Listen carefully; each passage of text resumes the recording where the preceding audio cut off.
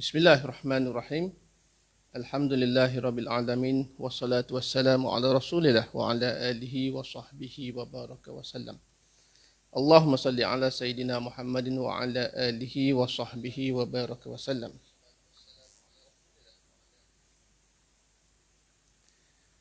Alhamdulillah, kita bertemu pada malam yang berbahagia ini, iaitu pada Jumaat malam Sabtu, dengan tajuk perbincangan ataupun tajuk perkongsian berbisik perihal Nabi dan Rumi. Ia sebagai satu perkongsian pengalaman pembacaan buku-buku ataupun kitab-kitab Maulana Jalaluddin Muhammad bin Muhammad Al-Balkhi, ataupun yang lebih dikenali termasuk di kalangan kita sebagai Maulana Rumi ataupun Rumi di dunia barat. Sesungguhnya Maulana Rumi adalah satu sosok ataupun satu tokoh yang begitu besar dalam, bukan semata-mata dalam tradisi Islam ataupun bukan semata-mata dalam tradisi Parsi, bahkan menjadi tokoh ataupun sosok yang penting dalam seluruh dunia, termasuk di dunia barat sekalipun. Sehingga pernah dalam sebuah majalah Christian Monitor pada tahun ataupun pada dekad 1990-an menganggap ataupun menyifatkan dan ataupun meletakkan Maulana Rumi sebagai karya puisi yang paling banyak dibaca di Amerika Syarikat. Begitupun walaupun kita bercerita ataupun memperihalkan tentang Maulana Rumi, ia bukan semata-mata satu sosok yang tiba-tiba muncul dalam Islam ataupun dalam sejarah. Sebaliknya, Maulana Rumi ini adalah mempunyai hubung kait yang paling rapat, seperti juga dengan tokoh-tokoh sufi dan tokoh-tokoh ulama ataupun tokoh-tokoh ahli lain-lain kepada Rasulullah sallallahu alaihi wasallam. Dan bersempena dengan itu juga, dengan sambutan ataupun dengan tarikh Maulidur Rasul yang baru saja kita raikan pada minggu ini, iaitu pada hari Selasa yang lalu, sesuai dan kena pada masanya untuk studio Nusa Center ini untuk membuka ataupun memberikan ruang untuk kita sama-sama berkongsi pengalaman pembacaan masing-masing mengenai sejauh mana Maulana Rumi ini memberikan kesan dan impak kepada kita sebagai manusia dan kita sebagai seorang Muslim. Jadi kalau kita lihat Maulana Rumi ini, kalau seperti mana yang saya sebutkan sebentar tadi, namanya memang nama yang sinonim dalam dunia Islam, Muhammad, dan ayahnya juga Syekh Bahauddin juga bernama Muhammad, dengan lakab pada Balkhi di belakangnya Muhammad Jalaluddin adalah sebagai satu gelaran Maulana Khawandaja Jalaluddin Muhammad Ibnu Muhammad Al-Balkhi Ar-Rumi. Rumi ini nama yang glamour lah ataupun popular di kalangan dunia barat, tetapi bagi pengikut tarikat Maulawiyah, mereka memanggil Maulana, dan juga ataupun dalam bahasa Turki juga disebut Maulavi, iaitu tuan. Kalau Maulana tuan kami, kalau Maulavi tuanku, tuan saya. Jadi kalau kita lihat sebenarnya sosok Maulana Rumi ini memang memberikan kesan yang cukup istimewa, walaupun mungkin kita tak sedar di mana-mana dunia Islam sekalipun. Dan juga kitab-kitab Masnawi, terutamanya kitab Masnawi lah. Sebab kitab Masnawi ini adalah kira dipanggil sebagai magnum opus kepada Maulana Rumi, yang dihasilkan tidak silap saya 25,000 bait syair. Boleh dikatakan sebagai syair yang paling panjang. Dan juga setiap baris tu barisnya juga panjang. Dia memberikan kesan pada pendidikan, pengalaman, kerohanian, bagaimana Maulana Jalaluddin membimbing pengikut-pengikutnya pada zamannya melalui syair Masnawi tersebut yang disampaikan, yang mengambil masa yang lama, bukan disampaikan dalam masa yang singkat. Tidak silap saya mungkin dalam 10 tahun, begitulah. Jadi macam mana sebenarnya Maulana Rumi itu boleh menjadi Maulana Rumi juga adalah satu peristiwa yang cukup menarik sebenarnya, yang boleh kita kaitkan dengan Rasulullah sallallahu alaihi wasallam. Dalam banyak-banyak cerita yang dikatakan sebagai pertemuan Maulana Rumi dengan Syams At-Tabriz, iaitu hubungan yang istimewa, yang sukar untuk diberikan satu patah perkataan yang sederhana yang boleh mengungkapkan hubungan antara Maulana Rumi dan juga Syams At-Tabrizi, iaitu mereka ni boleh juga dikatakan hubungan antara guru dan juga murid, tetapi pada masa sama mereka juga mempunyai hubungan yang lebih istimewa lagi. Yang hubungan yang istimewa inilah yang daripada satu segi adalah satu terjemahan ataupun satu tafsiran ataupun satu usaha untuk mengungkapkan kembali hubungan antara Nabi Muhammad sallallahu alaihi wasallam dengan para sahabat.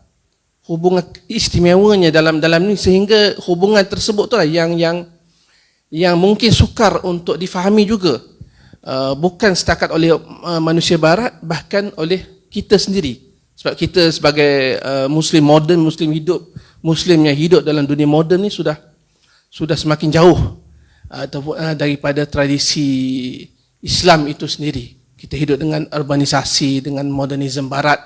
Kita dah terbiasa dengan budaya pop atau pop culture yang ada di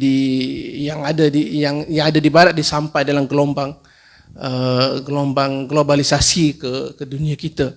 Sehingga kan kalau kita teringat sebelum ni, mungkin kita istilah tarian sufi pun pernah menjadi satu kontroversi yang cukup besar dalam kefahaman kita lah pada ni. Kerana bila kita sebut tarian tu, kita sudah diasosiasikan sangat dengan tarian seperti yang ada di barat umpamanya. Ataupun bila kita sebut tarian, kita akan teringat dengan tarian tradisional di dunia Melayu sekalipun. Dan itu pun bila kita sebut tarian tradisional Melayu pun, tarian tradisional Melayu pun sudah pun menerima sentuhan pengaruh daripada modernisme barat itu sendiri. Jadi semua itu menyebabkan kita pun jadi susah nak memahami satu konsep yang dulu yang bukan bermakna tarian seperti kita sekarang, tetapi kita menganggap semuanya berdasarkan kerangka pandangan kita.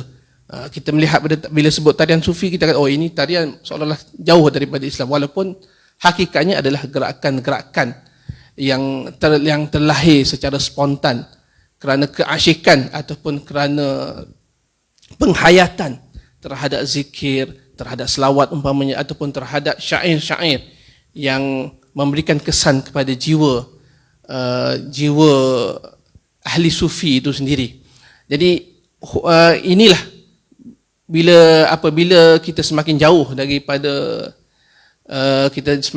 daripada tradisi Islam itu sendiri, kita menjadi manusia yang moden, kita sebenarnya mengulangi apa yang difahami oleh barat, dan kita menjadi burung kakak tua. Disebabkan itulah sebenarnya kita perlu kembali kepada tradisi kita yang kaya dan juga yang mewah dalam pelbagai aspek, iaitu tradisi Islam.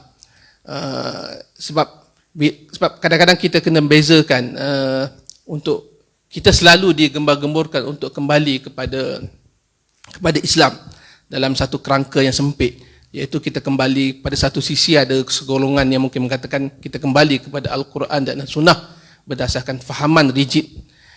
Pada satu sisi kita akan kembali kepada satu-satu aspek, sedangkan Islam itu sendiri, tidak silap saya,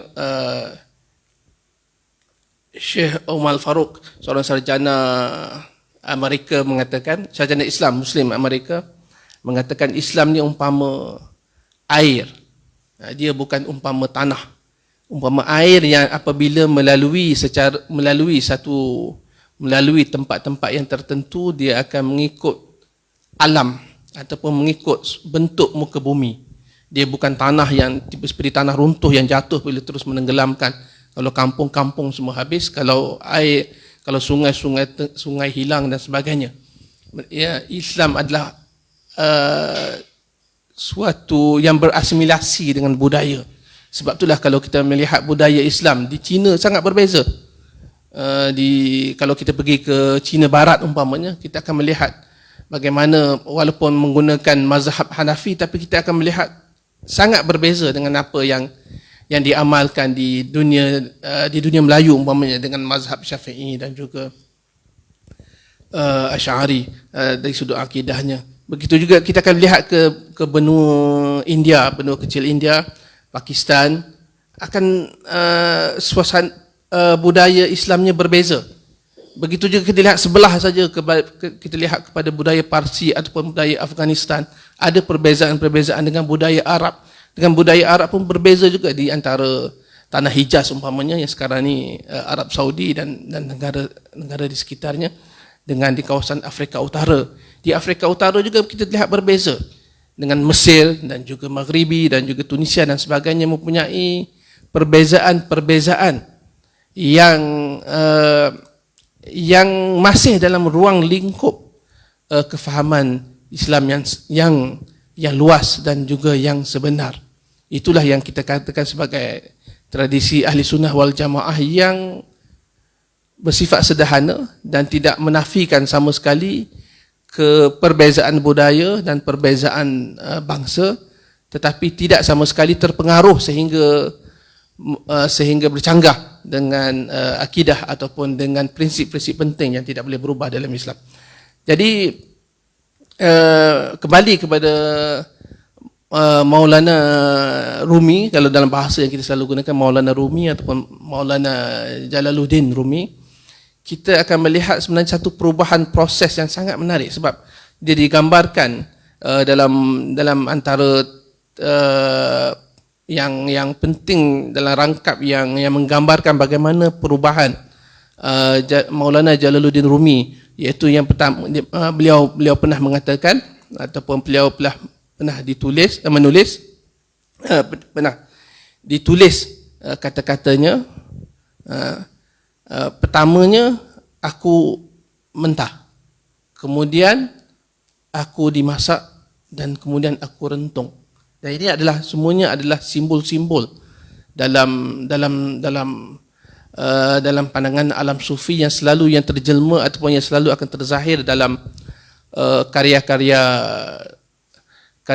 ahli sufi, termasuk khususnya karya-karya puisi dan juga dalam Masnawi umpamanya. Jadi perubahan yang ini adalah, kita perlu ingat Maulana Rumi ni sebelum berjumpa dengan Syams At-Tabrizi bukan ahli sufi biasa ataupun bukan orang biasa ataupun bukan orang yang kebanyakan yang biasa. Beliau sendiri adalah datang daripada satu tradisi ilmu ataupun daripada ulama yang mempunyai kedudukan tersendiri. Bapanya Syekh Bahauddin ni juga adalah sebagai seorang ulama dan juga seorang pemimpin kerohanian, dan mempunyai anak murid yang ramai yang dilahirkan, dan beliau sekeluarga ni berada di Balkh, satu kota. Walaupun dalam perbincangan secara detailnya, Maulana Rumi ni dikatakan berasal daripada kota Balkh yang berada dalam sekitar 100 hingga 200 km daripada kota Balkh. Dan kemudian ada berlaku kita katakan sebagai krisis politik, lebih kurang macam itulah, yang menyebabkan bapanya Syekh Bahauddin Walad terpinggir, dan menyebabkan beliau terpaksa memilih untuk berhijrah ataupun berpindah daripada kota Balkh ini. Dan biasa dalam karya-karya ahli sufi ni dia tak akan sunyi ataupun tak akan sunyi daripada unsur-unsur hagiografi, unsur memperbesar-besarkan. Dan kita kena fahamlah apabila kita baca karya sufi dari karya berbentuk manaqib dan sebagainya, kita kena faham bahawasanya kita tak boleh terima secara face value, orang kata. Kita tak boleh terima kata-kata macam tu. Dan walaupun tak mustahil juga berlaku macam tu, sebab dalam Islam pun kita antara rukun ataupun antara yang kita terima, konsep yang kita terima adalah konsep karamah ni yang berlaku pada aulia ataupun kepada wali, iaitu benda-benda khariqul adah, yang mencari adat, yang secara adatnya benda tu tak akan berlaku tapi diberikan oleh Allah Subhanahu Wa Taala sebagai satu keistimewaan kepada manusia-manusia pilihan yang diciptakan sebagai seorang yang ditentukan kedudukannya sebagai wali, yang melalui proses-proses yang tertentu sebagai iktibar kepada kita, bukan semata-mata sebagai satu karamah dia untuk buat benda-benda pelik ataupun benda-benda yang ajaib untuk kemudian untuk meraih kepentingan dunia tak. Jadi dalam konteks Syekh Bahauddin Walad ni, dia selalu dalam karya-karya hagiografi kita akan tengok ataupun kita akan baca seolah-olah beliau dapat merasakan ada sesuatu yang akan berlaku dan perlu membawa pengikut-pengikutnya keluar daripada kota Balkh tersebut. Iaitu pada ketika itu berlakunya peristiwa, iaitu serangan Mongol yang berlaku di dunia Islam, yang seperti mana kita tahu betapa barbariknya tentera-tentera Mongol ni, yang memang kita dah biasa dah didedahkan. Tetapi beliau meninggalkan banyak faktor lah. Meninggalkan tempat tu banyak faktor. Dan juga bukan bermakna semata-mata lari daripada ketentuan ataupun lari, jangan pula kita kata ini nak lari daripada jihad dan sebagainya, sebab itu sebagai ketentuan Allah Subhanahu Wa Taala. Kerana ketika itu yang antara yang tinggal daripada keluarga Syekh Bahauddin Walad ni adalah datuk ayahnya. Maksudnya bukan dia meninggalkan terus satu keluarga, tak. Datuknya yang kemudian yang berdepan dengan tentera Mongol, yang ketika itu kota Balkh ni tidak silap saya dalam 100 hingga 200 ribu penduduk. Tetapi bila Mongol datang ni, betapa ganas dan juga betapa barbariknya Mongol ni, yang tinggal daripada kota Balkh itu adalah sekitar beberapa dozen sahaja penduduk kota Balkh. Jadi sejak daripada itu kota Balkh ini mati dan kemudian hilang daripada sejarah. Dan sekarang ini tidak ada lagi kota Balkh yang terletak di sekitar Afghanistan sekarang ini. Dan kota Balkh yang menjadi antara tempat tradisi Islam ataupun tradisi ilmu yang hebat, akhirnya hilang apabila dijarah oleh tentera Mongol. Walau bagaimanapun kumpulan Syekh Bahauddin Walad ni dapat sempat meninggalkan kota Balkh dan melalui perjalanan pergi ke Mekah dan sebagainya, dan akhirnya tiba di Konya. Saya cuba pendekkan sebab saya rasa kita pada malam ni mungkin kita sampai pukul 10 macam tu sajalah. Kita akan bincang kepada tentang macam mana boleh dikatakan hubungan ataupun yang boleh kita kaitkan dengan Rasulullah sallallahu alaihi wasallam dari pembacaan-pembacaan buku yang ada. Peristiwa perubahan Maulana Rumi tu seperti yang selalu diceritakan, kalau kita mana-mana kalau kita dengar kisah perubahan Maulana Rumi ini menjadi seorang ulama yang biasa, tetapi menjadi seorang tokoh yang sehingga sekarang ini dalam 800 tahun kemudian masih meninggalkan kesan yang cukup besar kepada kita dan juga kepada manusia barat, termasuk Madonna sekalipun, dan juga termasuk New Age sekarang ini di aliran kerohanian tanpa agama di Amerika Syarikat yang banyak di Amerika Syarikat umpamanya. Tetapi pada masa sama meninggalkan juga kesan kepada umat Islam, khususnya mereka yang akrab ataupun mereka yang berada dalam tarikat, bukan semata-mata tarikat Maulawiyah tetapi bahkan semua tarikat.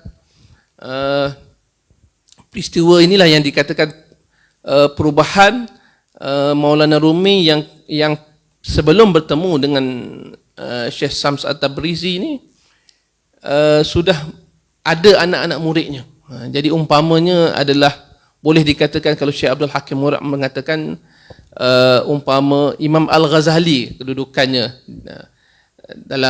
di kota Konya tersebut. Jadi pertemuan antara Maulana Rumi ini pertemuan yang simple tetapi mendalam dan pada masa sama ajaib. Yang pertamanya, Syams At-Tabrizi ni dia mencari sebelum tiba di Konya ni, dia juga adalah seorang ahli sufi yang bermazhab Syafi'i. Manakala Maulana Rumi pada masa itu di sekitar kawasan di Konya dan sebagainya adalah biasanya bermazhab Hanafi dan juga dari aliran Al-Maturidiyah. Kalau Hanafi dengan Al-Maturidiyah ni memang selalunya akan, kalau mereka yang bermazhab fiqh Hanafi, maka dari sudut akidahnya dia Al-Maturidiyah. Dan juga kalau Syafi'i biasanya Asy'ariyah. Dan termasuklah kita lah di alam Melayu ni. Sebab perbezaannya dia masih lagi dalam kerangka ahli sunnah wal jamaah, tetapi ada beberapa perkara persoalan yang bukan bersifat prinsip dari sudut perbezaan, yang apabila dikaji lebih mendalam ia adalah mempunyai persamaan semata-mata. Jadi Maulana Rumi ini berjalan pada suatu habis sesi pengajarannya, berjalan dengan haiwan, menunggang haiwan, dan Syams At-Tabrizi yang lama mencari sosok untuk berkongsi pengalaman kerohanian, kerana Syekh Syams At-Tabrizi ini adalah ahli sufi dan juga ahlillah yang mereguk kenikmatan makrifat kepada Allah Subhanahu Wa Taala. Jadi dan dia mengetahui diberikan ilmu yang lebih daripada kita sebagai orang awam lah.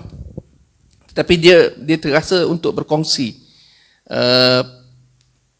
makrifat tersebut bersama dengan tokoh yang boleh menerima. Sebab tak semua orang berupaya yang dapat terbuka ataupun yang dapat mampu untuk meneguk makrifat Allah Subhanahu Wa Taala dalam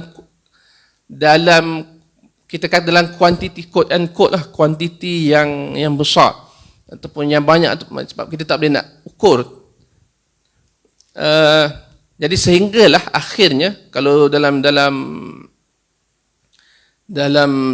antara kita lain dikatakan Syams At-Tabrizi ini mungkin bermimpi mendapat satu mimpi. Kita ingat mimpi orang beriman ni 1/40 daripada kenabian. Bukan mimpi kita. Mimpi kita memang mimpi biasalah. Mimpi mainan tidur lah yang banyak kan. Sekali-sekala tu mimpi mungkin dapat satu kebenaran tu, mungkin mimpi kita nak kahwin kan, macam tu. Kita terpaksa untuk mimpi sembahyang solat istikharah, sama ada betul atau tak betul pilihan kita, itu mungkinlah itu puncak bagi orang macam saya lah, puncak kebenaran tu, jadi kita tahu. Tetapi bagi ahlilah dia adalah satu petunjuk daripada yang tidak mengubah syariat. Sebab daripada mimpi pun dia ada kedudukan dia juga, dia tidak sampai mengubah syariat. Kalau dah mengubah syariat itu dah jadi lain. Kemudian bila dia duduk, Syams At-Tabrizi duduk ni, maka Maulana Rumi itu berjalan menunggang keldai, mungkin keldai ataupun kuda, menunggang haiwan ternakan, dan kemudian sampai melalui Syams At-Tabrizi, dan Syams At-Tabrizi sedar bahawasanya inilah yang dicari-cari selama ini, ataupun inilah petunjuk ataupun iktibar yang didapat daripada mimpi tersebut, inilah sosok berkenaan. Jadi apabila Maulana Rumi melalui di hadapannya, Syams At-Tabrizi ini pun terus pegang tali gendala tu, dan kemudian dia bertanya kepada Maulana Rumi tersebut, siapakah yang paling mulia?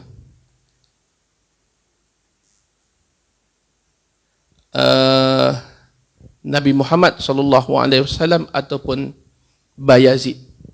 Soalan ini adalah soalan yang simple sebenarnya, soalan yang mana-mana ulama dia boleh, ataupun mana-mana, bukan setakat mana ulama lah, mana-mana orang yang belajar ilmu pun, orang yang belajar, orang yang ada common sense pun akan boleh mudah jawab soalan tersebut. Sudah tentulah, tak perlu tanya pun soalan tersebut. Bagi kita lah, bagi kita ni tak perlu tanya pun soalan tersebut. Kerana untuk membandingkan Nabi Muhammad SAW dengan mana-mana sosok sekalipun, daripada sahabat sehinggalah sesiapa sekalipun, adalah sesuatu yang mustahil dan sesuatu yang bercanggah dari sudut akidah. Maksudnya orang ni memang orang yang tak betul. Untuk jalan selamatnya kita akan menganggap orang ni orang yang tak betul. Kalau setengah-setengah orang mungkin akan kata, oh ini kafir. Tak. Tetapi bagi inilah, bagi seorang yang hebat ataupun yang ilmunya yang tinggi, mereka tidak lekas untuk menghukum. Sebab itu kalau saya terbaca dalam Tazkiratul Auliya karya Syekh Fariduddin Attar, dalam bab pertama dia bercerita tentang Imam Ja'far As-Sadiq. Imam Ja'far As-Sadiq iaitu cucunda pada Rasulullah SAW. Beliau mengatakan, orang yang pandai ni bukan semata-mata, orang yang pandai ni maksudnya orang yang mendapat ilmu makrifat Allah Subhanahu Taala lah. Bukan pandai tu pandai matematik, pandai ilmu biasa macam kita ni. Orang yang bijaksana lah, orang yang bijaksana ataupun orang yang budiman adalah orang bukan semata-mata dia mampu membezakan antara kebenaran dengan kepalsuan, kebaikan dengan kejahatan. Tetapi orang yang bijaksana itu adalah orang yang dapat membezakan antara dua kebaikan dan juga dapat membezakan antara dua kejahatan. Yang mana dia dapat melihat nuansa-nuansa perbezaan benda yang pada pandangan mata kasar kita adalah sama. Dan begitulah yang ditunjukkan oleh Maulana Rumi. Sebab Maulana Rumi ini juga adalah bukan katakan sebagai ulama zahir yang biasa, tak. Beliau belajar betul dari sudut ilmu fiqh, usuluddin, balaghah dan sebagainya. Beliau selain pada belajar daripada bapanya Syekh Bahauddin Walad, beliau juga adalah belajar di Damascus. Itu adalah kota penting dalam Islam, dalam tradisi ilmu Islam pada zamannya. Maksudnya kalau pergi ke sana memang akan belajar ilmu. Dan di Mashqa dulu pun ada, kalau lihat dalam hagiography yang lain, ada juga pertemuan Maulana Rumi dengan Syekh Syams At-Tabrizi, tapi satu pertemuan yang singkat yang tidak memberikan yang seolah sebagai satu perkenalan ataupun sebagai satu episod yang pantas yang memberikan hubungan. Tapi yang penting adalah berlaku di Konya. Dan beliau juga selepas kematian bapanya Syekh Bahauddin Walad, kemudian menuntut dari sudut ilmu kerohanian ini dengan Syekh Burhanuddin Al-Muhaqqiq. Ini adalah anak murid bapanya. Jadi Maulana Rumi bukan semata-mata ustaz biasa, bukan semata-mata ulama biasa, tetapi ulama yang menguasai kesemua bidang ilmu yang penting untuk menjadi seorang guru ataupun seorang tuan guru ataupun seorang profesor kepada institusi pendidikan ataupun institusi ilmu kalau beliau di Konya umpamanya. Jadi kehebatan di situ, sebab itulah Maulana Rumi kata, aku dimasak. Itu baru peringkat masak. Itu peringkat masak tu peringkat sudah pun peringkat yang hebat. Seperti Imam Al-Ghazali lah. Seperti Imam Al-Ghazali sebelum beliau melalui satu episod penting dalam kehidupan beliau, yang kemudiannya beliau memilih meninggalkan jawatan profesor ataupun jawatan di institusi ilmu yang dipegang, dan meninggalkan kebesarannya dan menjadi untuk mencari sesuatu yang penting dalam satu perjalanan kerohaniannya. Begitu juga dari sudut Maulana Rumi ini perjalanannya lebih kurang hampir sama. Banyak proses-proses perjalanan ini yang boleh kita pelajari daripada kisah-kisah, umpamanya kisah-kisah ahlillah ataupun ahli sufi ataupun tokoh-tokoh sufi besar atau tokoh-tokoh sufi penting yang mempunyai perbezaan perjalanan tetapi mempunyai maksud yang sama, dan pada masa sama memberikan satu iktibar kepada kita untuk bagaimana untuk kita mengubah kehidupan kita, memberikan makna kepada kehidupan kita. Jadi balik pada pertemuan tadi.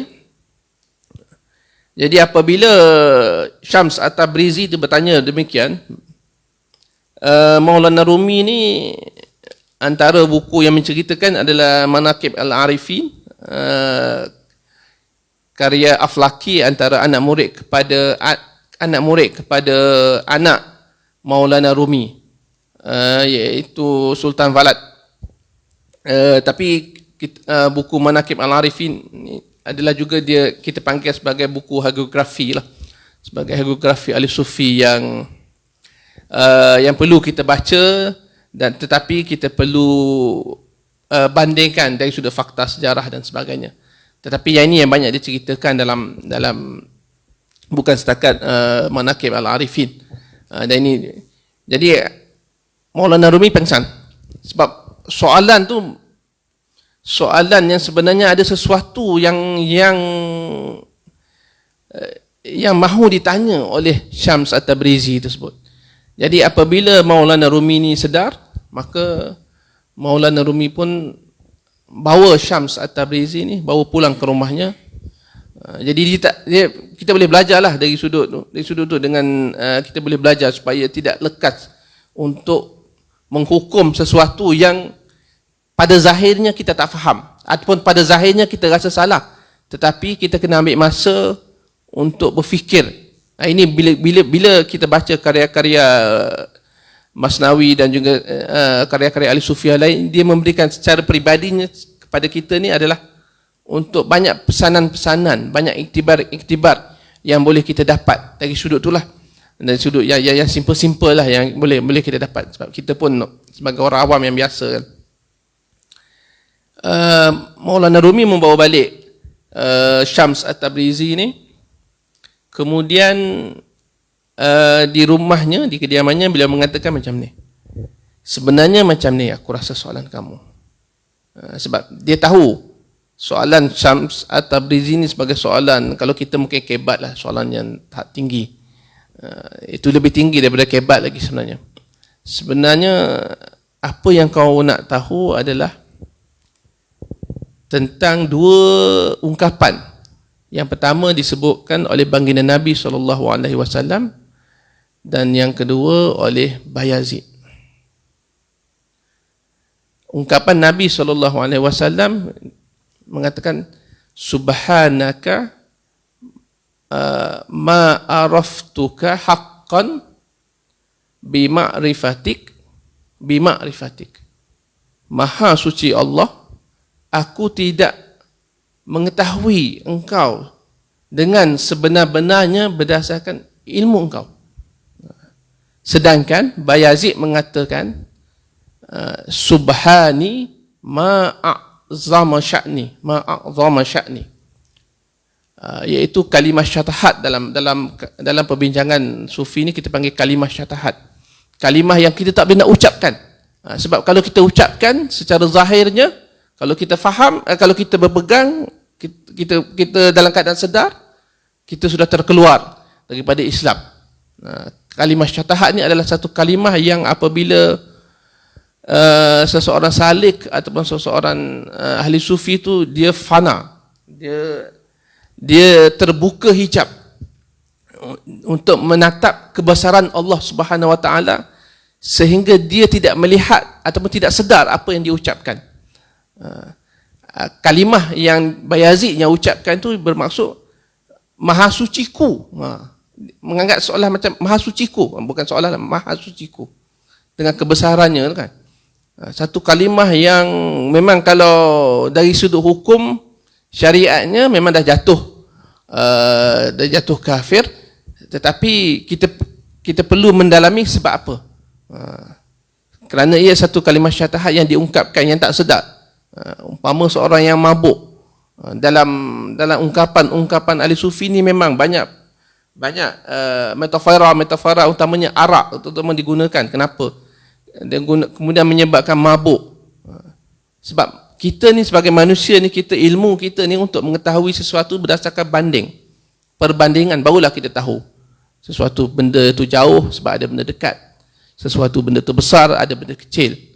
Kita sakit sebab bandingkan apa yang berlaku sebelum ni kita. Ilmu ni berdasarkan perbandingan. Jadi yang tu yang dalam kerangka ahli sufi dia ada syair-syair banyak gunakan arak dan sebagainya, sebab macam mana nak gambarkan kemabukan orang yang bercakap tapi dia dah tak tahu apa yang diungkapkan. Itu semua penggunaan. Bila kita baca karya-karya sufi, itu kita akan jumpa.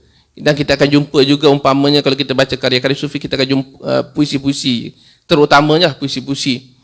Kita akan jumpa dengan pelayan laki-laki saqi, pelayan laki-laki yang menuangkan arak dan sebagainya. Kenapa digambarkan kepada laki-laki pula? Dalam satu buku yang bercerita tentang simbol-simbol sufi itu, bila saya baca, mereka mengatakan sebab pada zaman tersebut adalah pada zaman dahululah, dia bukan macam zaman kita. Sekarang ni bila kita gunakan ilmu yang kita pada zaman kita letakkan dalam keadaan yang sama pada zaman dulu, tu akan jadi masalah. Tu yang jadi kita terus lekas bila tengok, oh ini buku ni khurafat, ini buku ni salah, ini buku ni. Sedangkan ialah sebagai satu karya, satu puisi yang tak boleh diterima secara zahir dengan begitu, tapi perlu didalami. Sebab pada waktu tersebut mana ada perempuan kita boleh tengok mudah-mudah tengok dengan perempuan yang cantik ni, tak semua orang boleh berpeluang.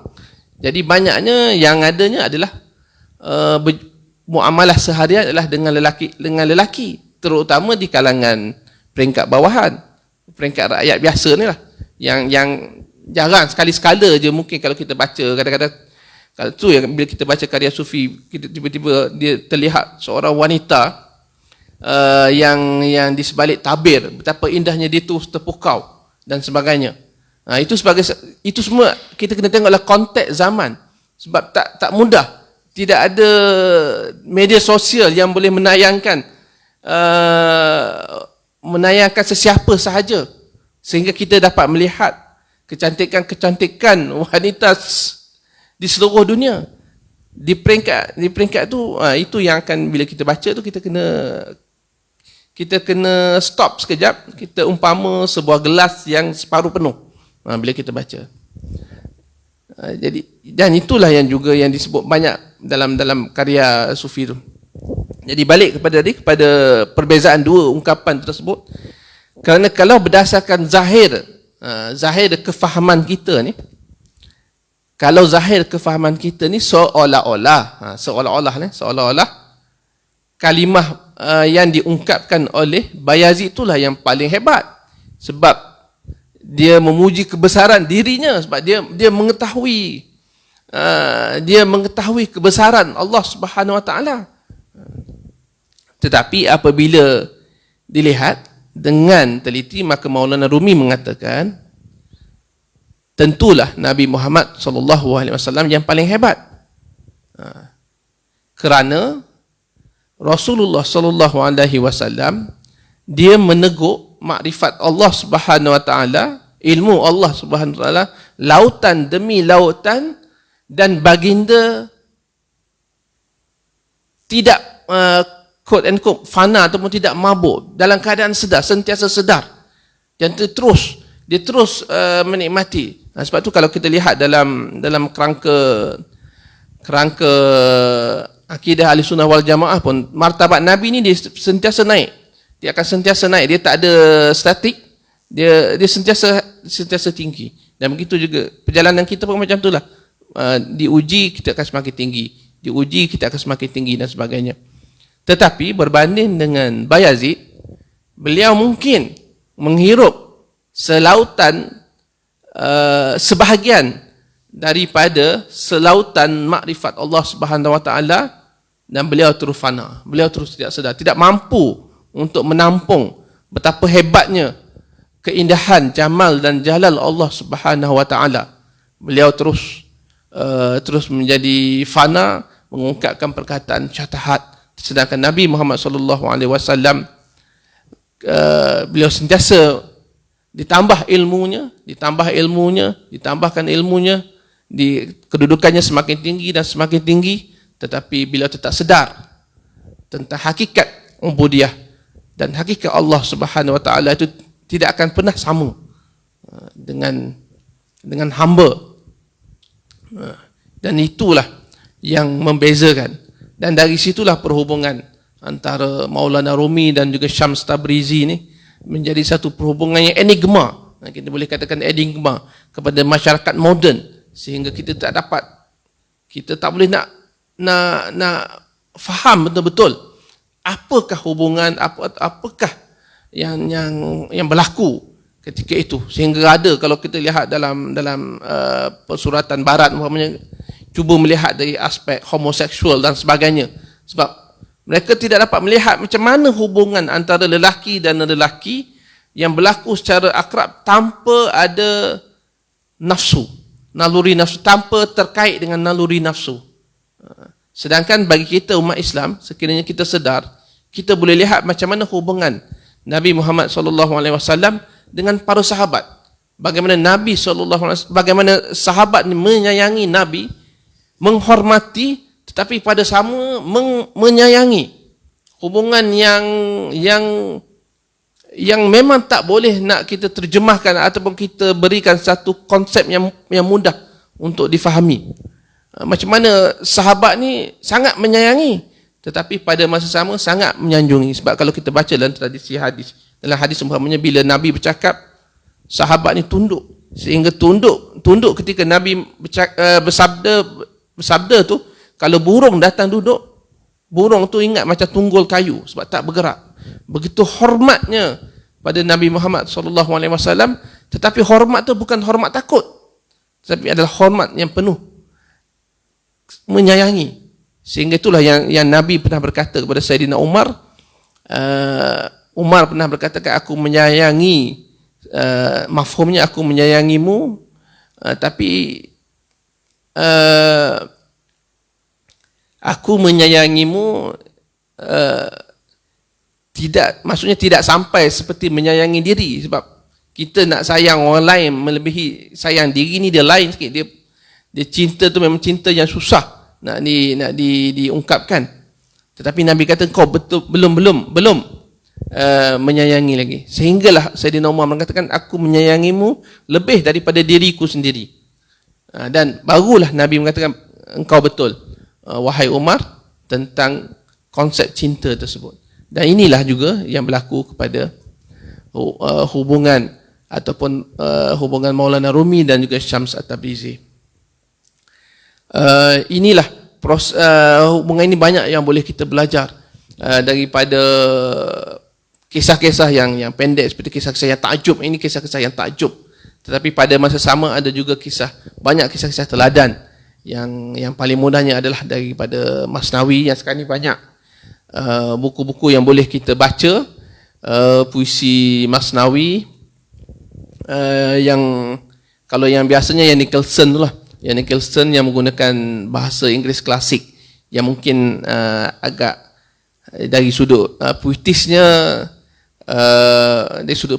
mungkin agak kurang sedikit, dan mungkin agak sukar sikit untuk kita membaca Nicholson tersebut. Tetapi dia lebih tulisannya lebih menempati lah juga berbanding dengan sebahagian terjemahan Masnawi yang lain. Umpamanya kalau ada oleh Jawid Mujaddadi. Jawid Mujaddadi ni menggunakan bahasa yang ada puitis sedikit, tetapi ada kalanya beliau telah menterjemahkan beberapa perkataan tu tidak menggunakan perkataan yang asal, tetapi disesuaikan disesuaikan dalam konteks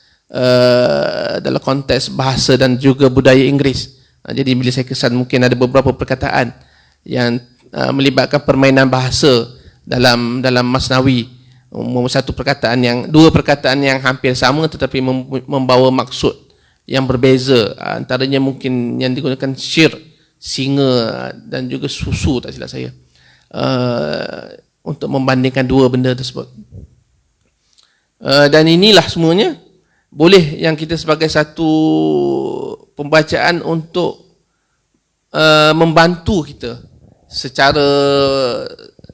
secara yang sederhana lah, membantu kita dalam menanggapi perkara-perkara yang berlaku di dunia ini tanpa terlalu tergesa-gesa untuk menghakimi sesuatu. Jadi karya-karya Masnawi ini banyak dari sudut yang sederhana tu banyak membantu kita. Penggunaan kerana karya Masnawi ini adalah suatu bentuk pendidikan kerohanian, pendidikan kerohanian kepada anak-anak muridnya. Jadi kita secara tak langsunglah bila kita membaca, kita cuba memahami atau mendekati pendidikan kerohanian Maulana Jalaluddin Ar-Rumi ni supaya dapat membantu kita dalam menanggapi kehidupan yang semakin mencabar ini. Kerana dalam Masnawi umpamanya banyak menggunakan cerita-cerita tradisi lisan, cerita-cerita rakyat, cerita-cerita haiwan, cerita-cerita binatang yang sebahagiannya diambil daripada Kalilah wa Dimnah, daripada budaya India, kan? Dan kemudian diberikan mengambil kisah-kisah sebegitu dan memberikan satu makna yang baru dalam konteks hubungan kerohanian yang dapat membantu kita. Begitu juga diambil daripada sejarah-sejarah umpamanya, daripada sejarah-sejarah tokoh-tokoh Islam, begitu juga kisah-kisah sahabat, begitu juga kisah-kisah Nabi pada Nabi Isa umpamanya, Nabi Musa dan Nabi Khaidir, dan semua ini adalah satu benda yang banyak membantu kita. Dan juga terjemahan ataupun tafsiran daripada Al-Quran, tafsiran daripada hadis-hadis Nabi. Banyak yang cerita-cerita tu yang boleh disampaikan secara santai tetapi memberi makna yang mendalam. Umpamanya antara cerita yang mungkin saya boleh kongsikan pada malam ini adalah cerita Sultan Mahmud Ghaznawi. Antara buku yang karya Rumi ni mungkin kita boleh baca dalam banyak bentuk sebenarnya. Yang pertama kita boleh baca puisi Masnawi itu sendiri. Yang kedua kita boleh baca terjemahan ataupun ulasan daripada Masnawi. Jadi antara buku yang mungkin memberikan yang suka jugalah bila saya baca ni sebab dia memudahkan adalah Ma'arif-i Masnawi, iaitu karya Maulana Hakim Muhammad Akhtar. Buku ni saya jumpa di Masjid Petaling, di kedai buku Masjid Petaling, Masjid Tabligh tu ada kedai buku yang menceritakan, mengulas, yang memetik kisah-kisah daripada Masnawi dan juga diberikan dalam bentuk prosa. Jadi itu memudahkan kita dalam kisah Sultan Mahmud Ghaznawi ni. Sebab yang saya terfikir untuk berkongsi adalah kerana kisahnya diambil, yang pertama Mahmud Ghaznawi ni memang daripada kerajaan Ghaznawi lah, yang kalau baca dalam sejarah India ni antara kerajaan Islam yang berperang dengan kerajaan yang ada di India, dan banyak dia memang akan jadi kontroversi lah. Ada setengah orang bila sebut Sultan Mahmud Ghaznawi ni akan ada yang tak suka dan sebagainya lah. Itu tak apalah. Tapi yang penting ni cerita Sultan Mahmud Ghaznawi ni dia ambil dan kemudian memberikan satu kefahaman baru kepada kita, yang memberikan satu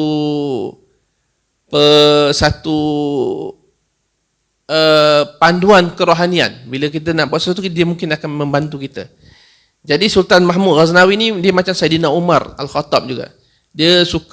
Baginda suka berjalan malam-malam untuk melihat macam mana dengan kedudukan rakyatnya. Ini ceritanya lah, cerita yang diambilkan. Dia macam Saidina Umar. Jadi satu malam ni dia keluar ke kotanya lah untuk melihat apa yang berlaku. Dia sampailah pada satu tempat, dia lihat di sebuah rumah tu, dia nampak macam ada orang dalam.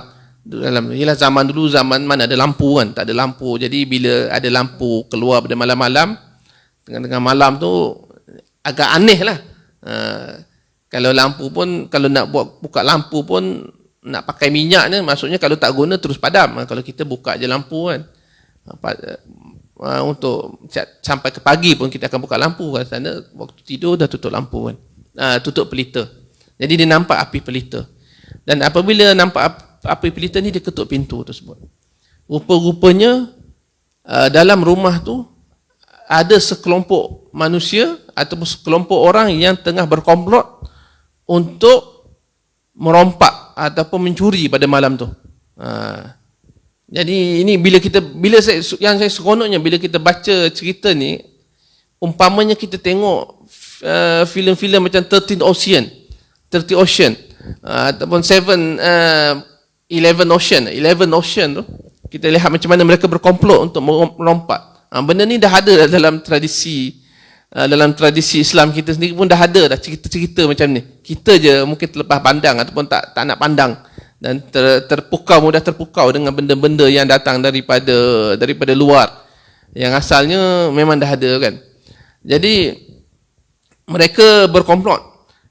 Sebelum berkomplot, sebab masing-masing baru nak kenal, mungkin adalah yang mengaturkan. Jadi dia kata sebelum kita mulakan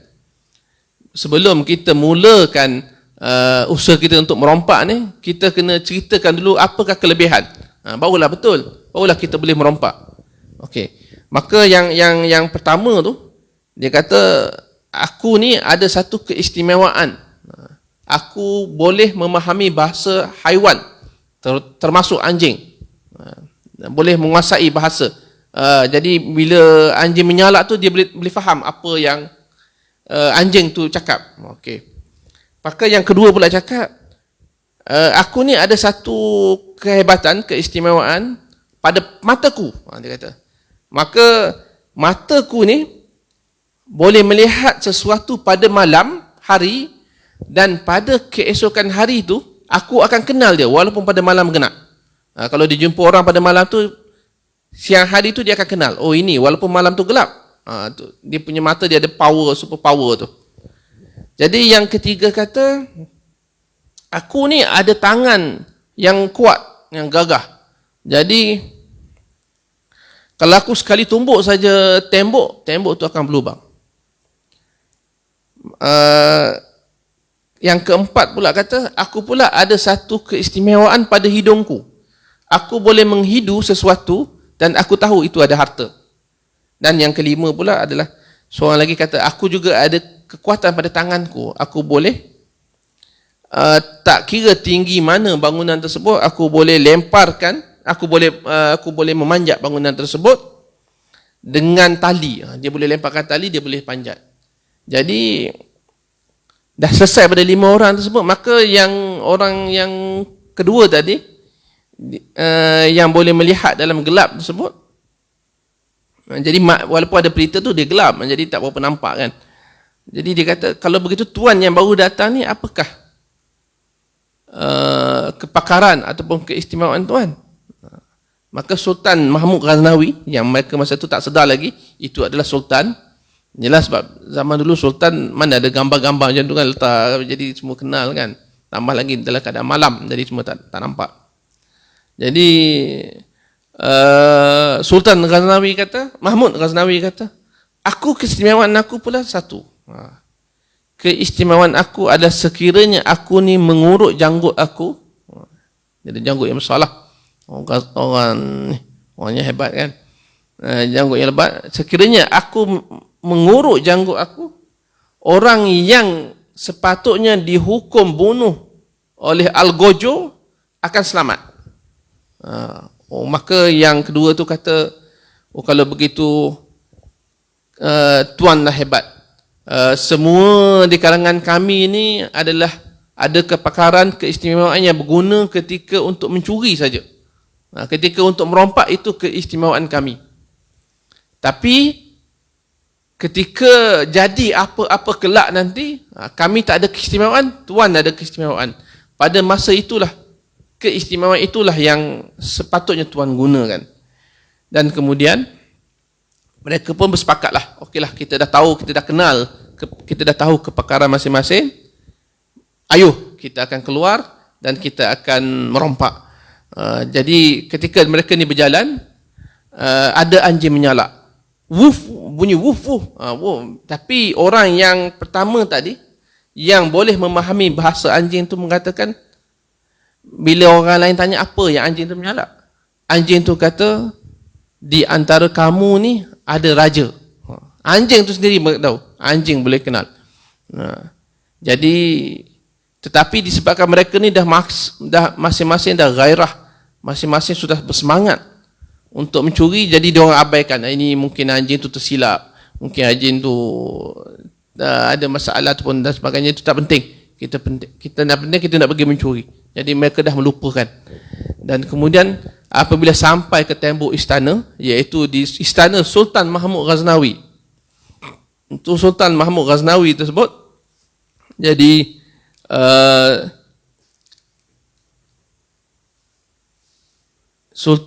kemudian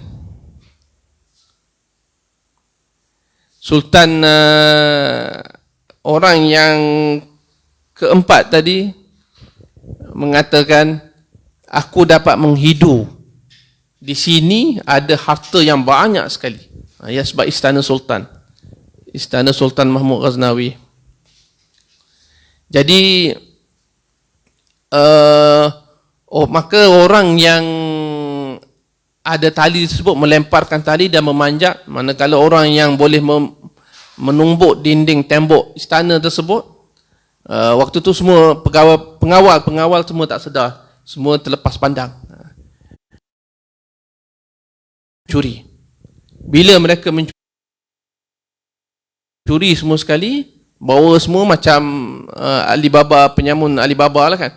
Mereka membawa pulang ke rumah ataupun ke gua dan sebagainya, kita boleh katakan ke kediaman tadi. Maka mereka rasa senang lenang lah, sebab masing-masing dapat hadiah, dapat rampasan harta curi yang banyak. Istana raja kan, istana Nawi pun pulang ke istana dia. Jadi pada pagi tersebut, Sultan Mahmud Ghaznawi panggil pengawal dia, maka dia pun katakan di sekian-sekian tempat ada pencuri atau perompak yang telah merompak harta istana, maka mereka. Ini yang penting, kita tak boleh terima face value, kita terima, nak tengok apakah ibarat daripada cerita tersebut. Sebab cerita-cerita ni kalau kita fikir sangat dari sudut logik dia, kita akan terlupa dengan apa yang nak disampaikan, ibarat di sebalik yang nak disampaikan. Barbarik dan sebagainya, abaikan, sebab kita ada benda yang lebih penting lagi dalam jalan cerita ni. Kita tak boleh nak jadikan setiap elemen tu sebagai satu factual correct. Jadi apabila selesai, macam biasalah, raja akan, Sultan Mahmud Ghaznawi akan berada di atas singgasana. Pencuri-pencuri tersebut dibawa ke tempat penjatuhan hukum pancung tersebut. Maka orang yang kedua tadi, yang mempunyai keistimewaan, yang dapat mengenal sesuatu pada malam hari, Tetapi pada siang hari kemudian besar ini, dan juga pemilik kepada istana yang kita curi semalam. Tetapi dia tidak lagi menceritakan kepada kawan-kawan dia. Dia melihat benda tu, maka dia timbul satu peralam tersebut. Dia kata keistimewaan dia adalah untuk melepaskan hukuman. Tetapi pada masa sama dia takut. Sebabnya dia tahu mereka ni mencuri harta sultan. Harta Raja Sultan Mahmud Ghaznawi yang seorang pahlawan yang hebat. Bukan dengan keadaan menangis. Dia kata sesungguhnya semalam engkau telah Tuan telah mengatakan begini. Boleh melepaskan kami daripada hukuman dengan hanya memegang janggut. Sebab Sultan Mahmud Ghaznawi ni senangnya, Al-Gojo tu bila tengok Sultan pegang janggut, maka orang tu akan dibebaskan. Kalau Sultan Mahmud Ghaznawi tak pegang janggut, maka hukuman akan dilaksanakan, maka berikanlah kemaafan kepada kami.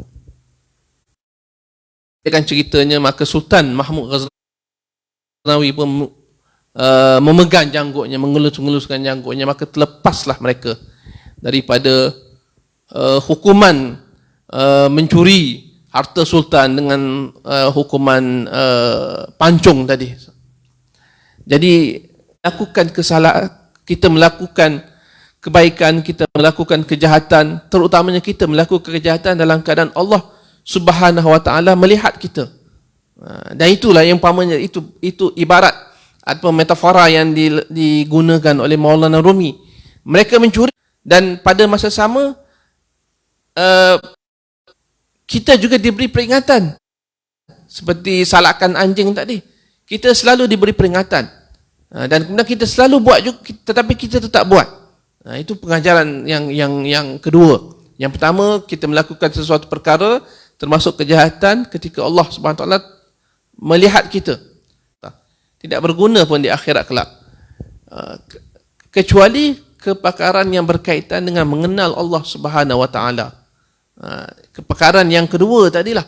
Kepakaran orang yang kedua. Yang lain tu dia boleh mengaku hebat sebagai orang yang ada kehebatan dari sudut bahasa, ada kekuatan, ada kehebatan dari sudut intelijen, tetapi digunakan dalam cara yang salah tadi, tidak berguna pun ketika di akhirat. Samalah seperti kehebatan ataupun kepakaran pencuri-pencuri tersebut tidak berguna langsung ketika di penghakiman, dan itu konsep ibadat tu. Kalau kita lihat pengetahuan pun memang berkaitan juga dengan makrifat Allah Subhanahu wa taala tersebut. Dan juga antara pengajaran yang lain, sebenarnya sekiranya kita mendapat habuan ataupun halaba daripada kejahatan yang kita lakukan, tak lama kita dapat menikmati benda tersebut. Seperti mana pencuri-pencuri tersebut dijadikan secara sederhananya untuk kita lah, untuk lapisan pertama sebagai satu pengajaran untuk melihat dan juga untuk memahami apa yang sebenarnya yang diperlukan dalam kehidupan kita. Dan banyak sebenarnya lagi lah kalau kita boleh baca, sebab sekarang ni pun buku-buku yang mengenai. Cumanya kadang-kadang bila kita baca Masnawi ataupun yang lebih tinggi lagi iaitu Dewanus Syams, dia berbezalah. Kalau kalau dalam Masnawi ni dia lebih kepada pendidikan kerohanian untuk mengajak kita, sebab banyak Parsi yang kalau kita dapat baca dalam bahasa Parsi itu lebih baik, tetapi dari sudut sudah cukup untuk kita baca dalam apa-apa bahasa pun, cumanya kita kena ada satu kerangka yang cukup benar lah, kerangka yang benar untuk memahami. Sebab kadang-kadang kita membaca ataupun kita melihat sesuatu dengan pandangan kita yang mungkin yang silap. Ini banyak sebenarnya pula kita rasakan. Antara ceritanya yang paling mungkin saya beli adalah cerita bagaimana seekor lalat. Dia kadang-kadang ceritanya lucu, tetapi dia menikam dalam kalbu kita lah. Bagaimana dengan seekor lalat yang pada suatu hari dia melihat seekor keldai. Jadi lalat tersebut apabila melihat daun tersebut, dia terus turun dan dia pun terus singgah atau hinggap ke atas daun kering tersebut, dan dia menganggap daun kering itu adalah sebagai satu bahtera, manakala air seni keldai tersebut adalah ibarat sungai, dan dia pun menakhodai bahtera tersebut seolah-olah menakhodai sebuah bahtera yang besar, tapi hakikatnya dia kita merasa dengan ilmu yang kita ada ni, dan kita berasa besar. Kita bukan setakat yakin itu memang bagus, tapi kita berasa besar atau kita berasa benar, betul-betul benar, sehingga kita menolak pandangan-pandangan ilmuwan ataupun ulama yang lebih holistik ilmunya, yang bukan setakat ilmu fiqh macam ni. Bila kita akan tersenyum dengan nama ia memberikan peringatan kepada kita jugalah. Jadi inilah kisah-kisah, banyak sebenarnya kisah-kisah yang kita boleh gali walaupun dalam bahasa terjemahan. Tetapi pada masa sama kita perlu ingat Maulana Rumi ini juga adalah seorang Muslim. Jangan kadang-kadang ada timbul satu, dan juga tokoh besar dalam ilmu agama yang lain, dan dia menggabungkan kedua-duanya dan menjadikan karya. Sebab itu kalau kita baca karya-karya dalam, kita baca Masnawi ni, banyak teguran-teguran yang kepada orang yang hanya kepada satu bidang. Umpamanya satu kisah yang pendek jugalah, satu kisah tentang seorang ahli bahasa yang menaiki sampan bersama dengan seorang pengayuh sampan, dan ahli bahasa ni bila bercakap dengan pengayuh sampan tu, sampan terbalik. Bila sampan tu terbalik, pengayuh sampan tu ditanya kepada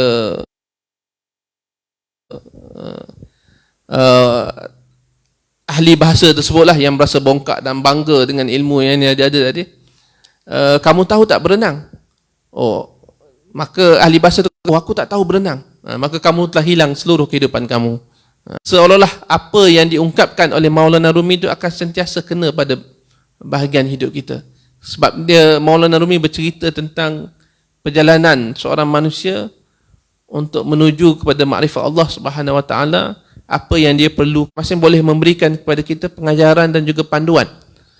Kalau yang dalam Ihya Ulumuddin tu satu lain, kalau dalam Masnawi ni yang lain. Sehinggalah seorang ulama ahli sufi juga selepasnya menyimpulkan Masnawi ni umpama Al-Quran dalam bahasa Parsi.